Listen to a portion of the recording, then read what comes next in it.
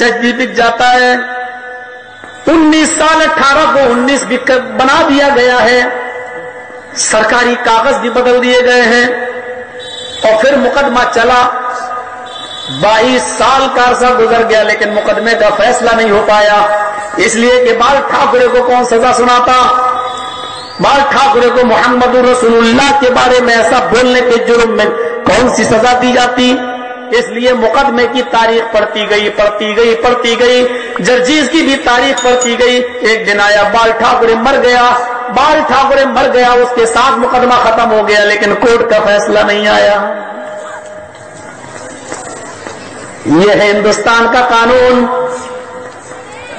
अब हम ये कानून पर जो तबसरा कर रहे हैं, जानते हो, इसको कोई कोर्ट पहुंचा देगा तो सुप्रीम कोर्ट क्या कहेगी? अदालत की तौहीन है। मौलवी जर्जीज के ऊपर अदालत की तौहीन के जुर्म में एक और मुकदमा ठोक दो। ये परवीन तोगड़िया बोल रहा है, संबित पात्रा बोल रहा है कि हम मंदिर वहीं बनाएंगे। कोर्ट क्या चीज होती है? हम फैसला नहीं मानेंगे। आस्था का सवाल है। अगर तुम वाकई मर्द हो, आए सुप्रीम कोर्ट के जज हो, तो संबित पात्रा को नोटिस भेजकर उसके ऊपर तौहीन अदालत का मुकदमा दायर करके दिखाओ। मोदी, अगर तुमने अपनी मां का हलाल दूध पिया है तो संबित पात्रा जो तुम्हारा प्रवक्ता है उसके ऊपर तौहीन अदालत का मुकदमा चलाकर दिखाओ। नहीं चलाओगे, जज भी तुम्हारे, कोर्ट भी तुम्हारी, सीबीआई भी तुम्हारी, सारी चीजें तुम्हारी मुट्ठी में। ये तो दिखावा है, हम सिर्फ दिखावा करते हैं, हम तो सिर्फ ओछापन करते हैं, लोगों को बेवकूफ बनाते हैं। संबित पात्रा टीवी पे डिबेट में बोलता है, बार बार बोलता है कि मंदिर तो वही बनेगा, हम हर हाल में बनाएंगे, कोर्ट का फैसला आए या ना आए, लेकिन मंदिर वही बनेगा। क्या ये अदालत की तौहीन नहीं है?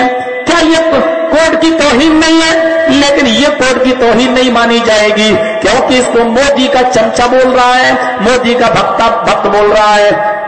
बाल ठाकरे के खिलाफ मुकदमा फाइनल नहीं होता है, बाल ठाकरे मर जाता है, लेकिन कोर्ट का फैसला नहीं आता है। ये कोर्ट की तौहीन है, क्योंकि इसको मौलाना जर्जीज बोल रहे हैं। जब इस ऐनक से मुकदमे देखे जाएं तो मेरे भाई ये फिर इंसाफ कहां से मिलेगा? न्याय कहां से मिलेगा? अदल कहां से मिलेगा? ये तो फिर एक रखेल की रखवाली हो गई है। जैसे कोई किसी को रख ले और बेचारी उसी के इशारों पे चलती है, ऐसी कानून रखेल बन के रह गया है। आए प्रधानमंत्री जी तुम्हारा, पूछे लोगों तुम्हारा, आए प्राइम मिनिस्टर साहब तुम्हारा, और तुम्हारे कुछ चमचों की रखेल बन के रह गए। ये कानून तुम्हारी मुट्ठी में आ गया, ये कानून दा, इसलिए हम कुछ भी नहीं कह सकते। आगे क्या बोले? तो 12 बीवियां अगर किसी की थी तो सिर्फ मोहम्मद रसूलुल्लाह की, और आपकी किताब 12 बीवी वाले को आखिरी नबी कहती है, तो 11 तो बीवी थी और एक बांदी मारिया कित्तिया। जब दोनों को जोड़ा जाए तो 11 बीवी और एक लौंडी बांदी खादिमा, तो 12 बीवियां अगर किसी की थी तो वो हस्ती कौन है? मोहम्मद रसूलुल्लाह। चलिए, एक मंत्र भी पूरा हुआ। नाम क्या आया? नराशांस।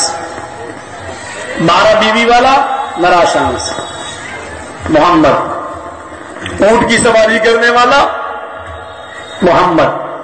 कहीं से भी आप नहीं दिखाई दे रहे, कहीं से भी नहीं। दूसरा नाम जो वेदों में आया है वो है महामद। नराशांस बता दिया, अब एक और नाम की तरफ आइए, महामद। सब ये वेदों में बहुत आया महामद। तस्मिन्नंतरे मलेच्छ आचार्य समन्विता महामदिति खयात शिष्यशाखा समन्विता। ये दूसरा नाम वेदों में आया महामद। तस्मिन्नंतरे मलेच्छ आचार्य और समन्विता। उम्मियों के अंदर, अनपढ़ों के अंदर एक गुरु आएंगे, एक आचार्य आएंगे। मलेच्छ अनपढ़, आचार्य गुरु।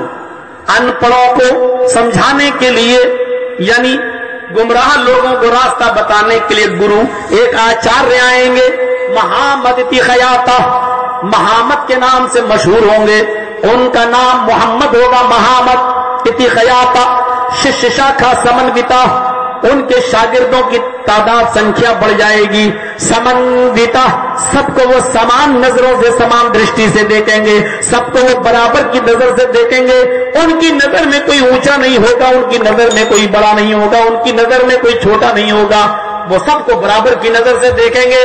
मेरे हिंदू भाई अगर यहां मौजूद हो तो सुने, और अगर नहीं है तो आए मुसलमानों, ये तुम्हारी ड्यूटी और तुम्हारी जिम्मेदारी है कि ये तकरीर ये हिंदुओं के घर तक पहुंचाओ। और वैसे तो ये चैनल चल ही रहा है।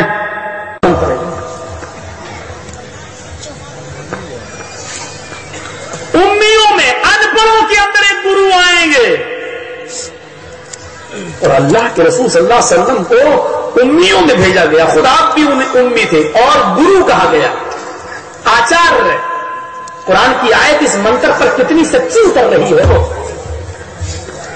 वो वल्लज़ी बअस फिल उम्मीयीन रसूलन मिनहुम यतलू अलैहिम आयातिही व युज़क्कीहिम व युअल्लिमुहुमुल किताब वल हिकमा। ये जो मंत्र है ना, बस कुरान की आयत समझ लो, बिल्कुल सेम टू सेम उसी को अरबी में कह दिया गया है। उम्मियों में एक गुरु आएंगे जो उनको सिखाएंगे, पढ़ाएंगे, लिखाएंगे, बताएंगे, समझाएंगे, धर्म का रास्ता बताएंगे।